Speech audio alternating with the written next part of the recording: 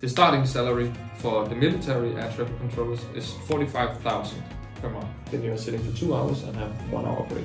And that's how it works. It's dangerous to make guesses. Oh mama, see you in the sky. See you. But for those who are Oh, rock your wings. That's a big aircraft to do that in.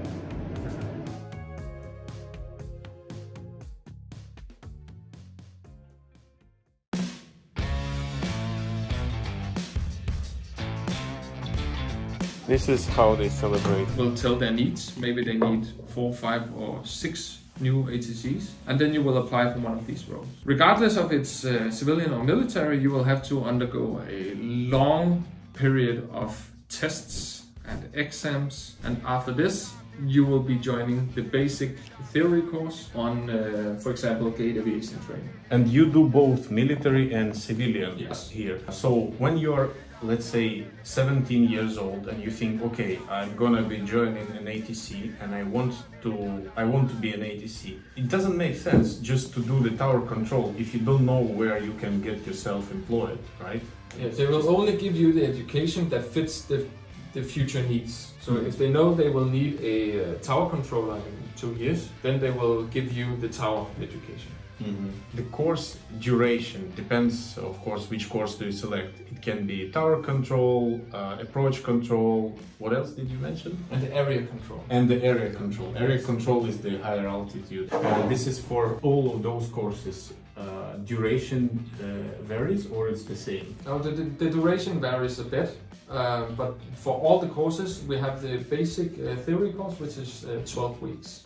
That is the basic. So no matter if it's area, tower or approach, you have to undergo the 12 weeks of basic training. Afterwards, we have the simulation training, which we're going to have a look at in a moment. Then after the simulator, is there any exam before and after? Obviously there is a theoretical exam and then the practical exam.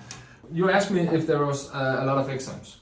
And when you are on the simulator, the practical part of the education, the education is split up in 4 phases. Phase 1, 2, 3 and 4. Phase 1 is the easiest one. You get to familiarize yourself with the airspace layout, which type of aircrafts are you managing, how is the system built and all that. Phase 2, then we add on a lot of traffic. Phase 3, then we add on a lot of traffic. And phase 4 is the consolidation phase. So that is where we take it a little bit more easy and see if the stuff the student learned in phase 1, 2 and 3 is stuck with the student. If they can remember all the items we went to, all the subjects. And between each phase, there is an assessment and there is a test. And what are the main failures to be an ATC? I think the main failures is perhaps the gut feeling. You know, when you are in the cockpit and something goes wrong or something goes unexpected, you have to work on your intuition and your gut feeling.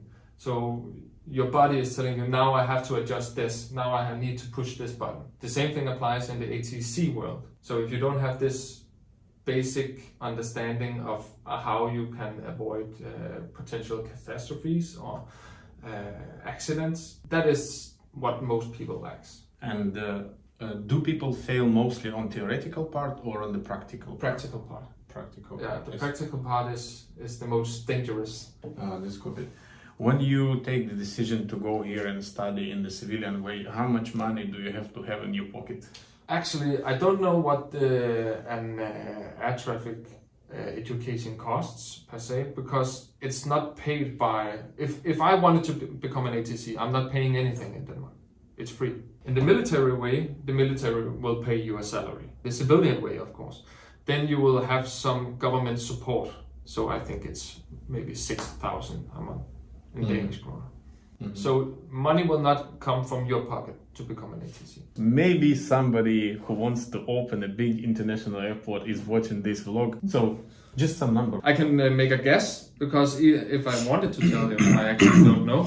But I guess, no, it's dangerous to make guesses. I don't know. I don't know what... It's fine. I'm asking because, like, to become a pilot, it's obvious. You just call a flight school and they give you the price. They say, okay, PPL course costs 10,000 euro or CPL costs 35 or something like this. So it's very, very clear what kind of medical license and what kind of license do you get in the end. For how long is it valid, the medical and the ATC license? How often do you have to do the training? The civilian medical is once every 2 years. Then you have to reassess with the doctor. And the military is once a year. How does it look, passing the medical examination? What is included? I mean, just briefly, what is that? Do they check your hearing, vision? Eyesight, hearing, vision, that you can move your body, your balance, of course your heart rate, your lungs, if your body is in general okay.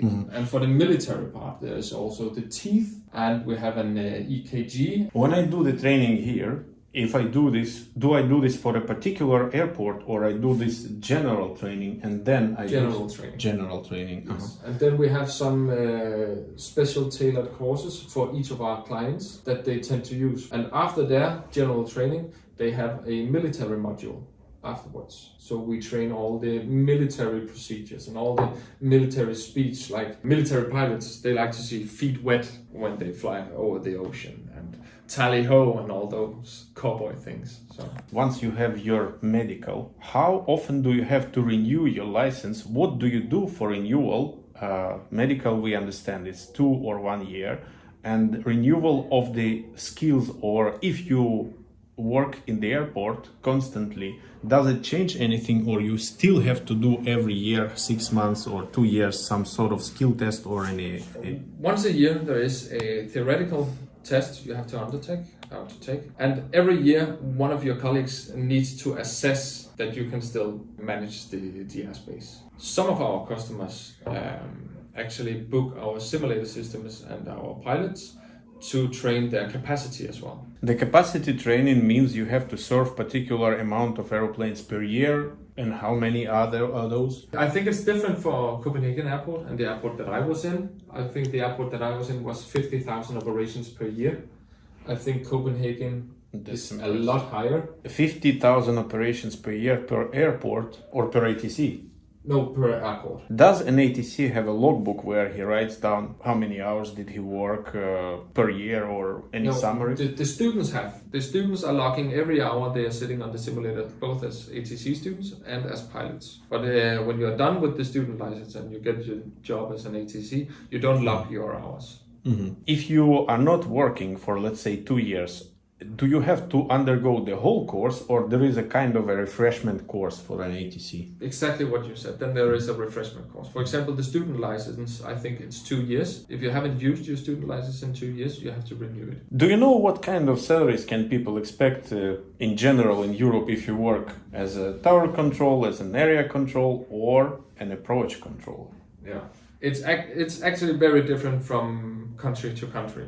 So I will just speak for Denmark. The starting salary for the military air traffic controllers is 45,000 per month. And then it increases, and I think it's a span of 12 years. And when you have been an ATC for 12 years, I think we are on around 90,000. It's a bit more here in Copenhagen because it's a busier airport. But tower, approach and area control, it's the same wage.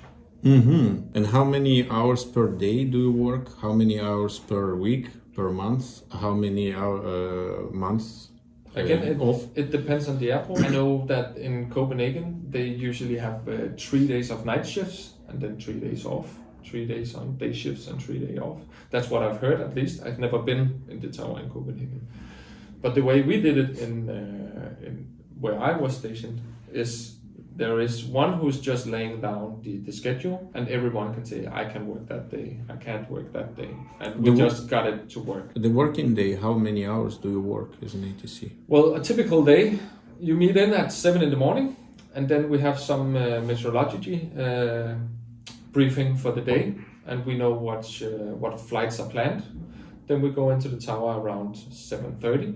And replace the guys that have been there during the night. Then you are sitting on the position for 2 hours, and then you have 1 hour break. Then you are sitting for 2 hours and have 1 hour break, and that's how it works. Until what time? Until the afternoon, 3 or 4 o'clock. 3. That's a very good thing, because you see you're not working until 5, or you're not working until 7 to 7, 12 hours.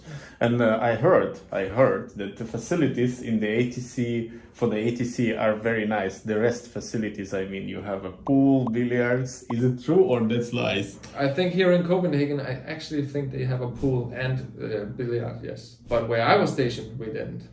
Yeah, because you did military. So Yeah. in the military, you probably We had a small TV. Yeah. small TV, couple of shotguns to shoot birds out of the runway. Didn't you have that? Yeah, we had. If you are an ATC in Copenhagen, do you usually base yourself inside the tower? So this tower in the airport, does it mean that there is a tower controller, area controller, and the approach controller in this tower, or it can be like completely out of the city? Who is in the tower? In Copenhagen, we have the ground control, we have the tower, we have approach, and we have final and departure.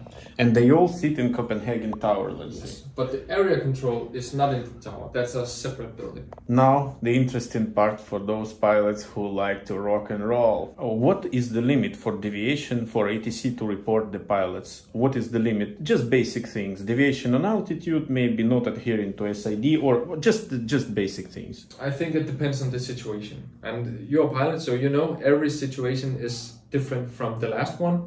So it's really difficult to answer. If I instruct a pilot to climb to flight level 100 and he only climbs to flight level 90, I will just instruct him to climb to flight level 100 once again. But if it results in a TCAS alert or something, then I will have to write a report. So every situation is different.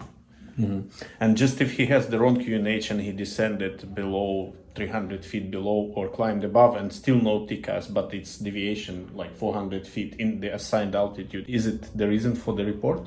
Yeah, because I have given him his QNH at some point and he has made a readback. So if the pilot has entered the wrong QNH in the aircraft, then it's the pilot's mistake. The air traffic control in Class Eco airspace, for example in Germany, they say radar contact. Does it mean you are under radar contact and they have to coordinate for you crossing the CTRs and everything? What do we understand behind radar contact or radar control? Radar contact and radar control are two different things. Radar contact just means I can see you on the radar.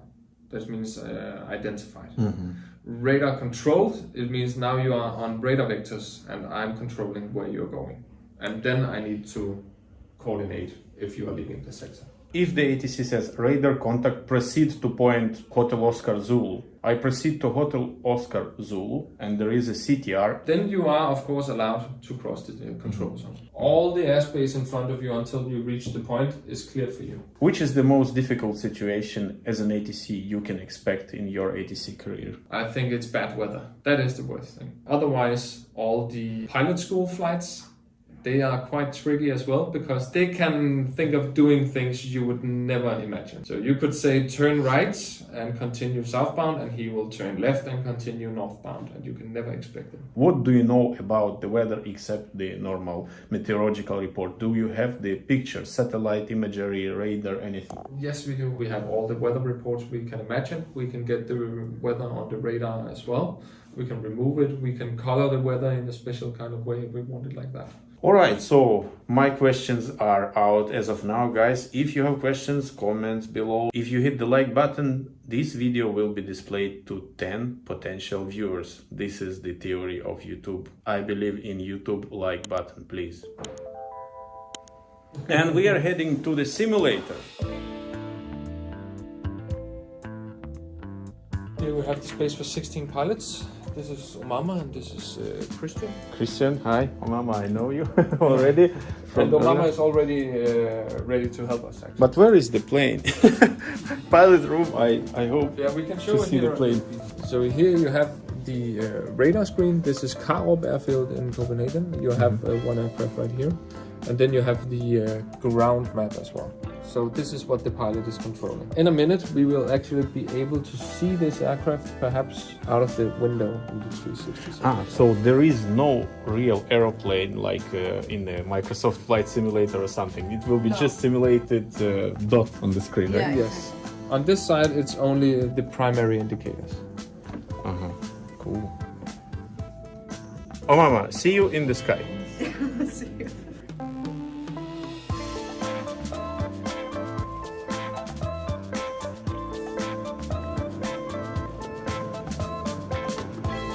Can we simulate my hometown airport, Sumy, in Ukraine? No, we cannot. The process of creating this is that we in gate aviation training, we go out to the tower and we take 1,000 images all around.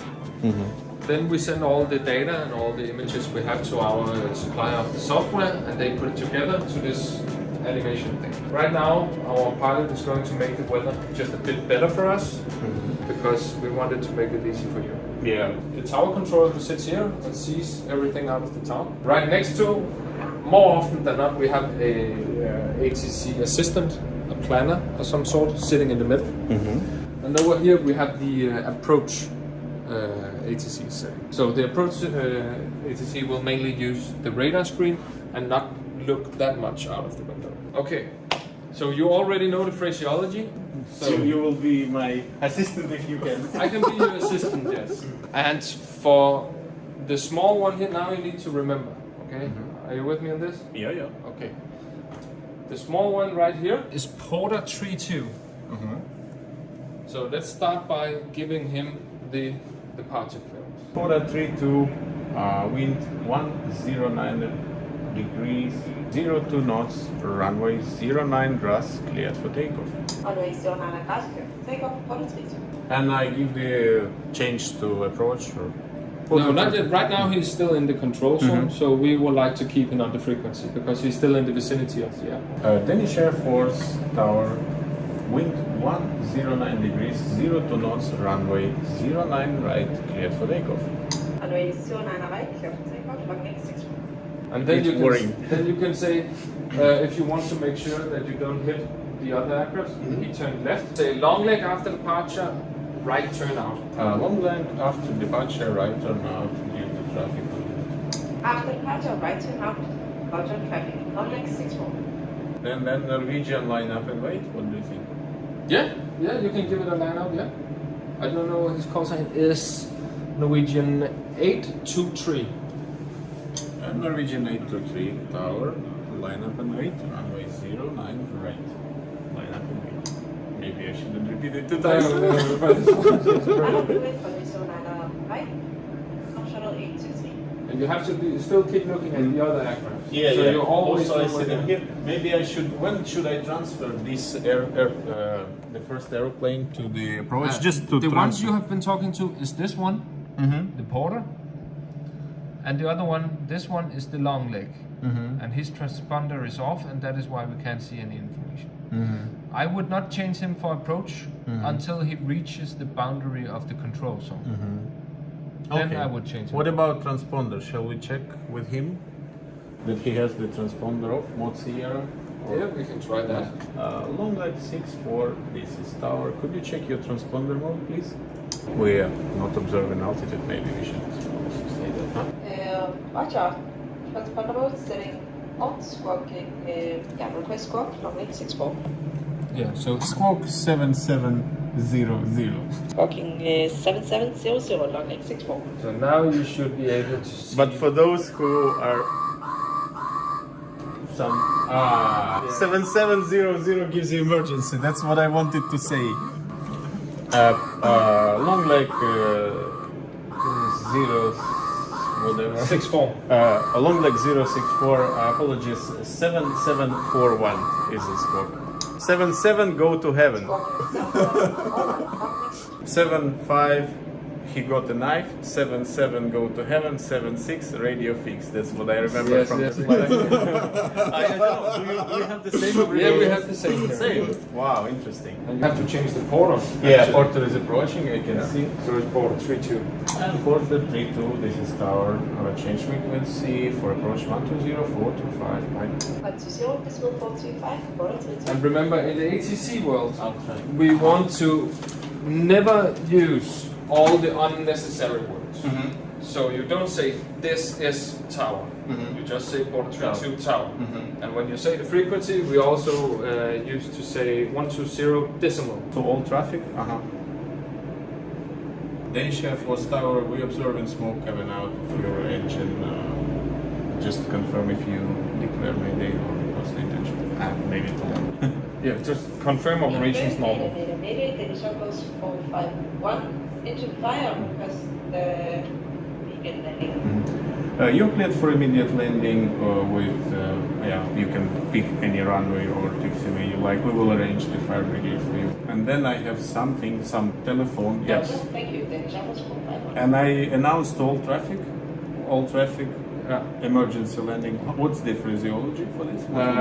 Broadcasting Mayday, Mayday, Mayday. I would say that it's enough that the pilot mentions the Mayday. I've never experienced the Mayday, but I would suggest that when the pilot is saying Mayday, Mayday, Mayday, all other pilots at the frequency would stay quiet. I see some traffic approaching now. What would I say if I see they start the approach? Bell 668 join Revbo holding, which is this point here. Join Revbo holding due to emergency. With the left turn, let's say. Bell 66 tower, join Revbo holding with left turns and hold. We have emergency landing in the airport. But I'm holding beeline 66. Yeah, but the only thing we needed to tell the beeline is which altitude we want the holding to be in. And hold it 2,000 feet. Bell 668. You see the trends here, which airspeed, what is happening, who is flying where. Just over. Yeah, so that's actually a heavy aircraft holding at 2,000 feet. So that might not be a good idea. Bell 668, could you please perform flyby the tower for us? Altitude is at your discretion. Every time an aircraft is performing missed approach, ATC always asks what was the reason. Because if a go-around is a mechanical or hydraulic failure of some sort, you need to be prepared. Yeah, we need to prepare the emergency. Oh, rock your wings. That's a big aircraft to do that in. Was a difficult exercise and I'm a bit excited. Where is the swimming pool? There's no swimming pool here. Wanted to thank you very much, guys, for these challenging and interesting exercises we had here. I hope no one was injured in the helicopter. And, see you in my next videos. This was Konstantin Fechenko, KFEAvia. Bye!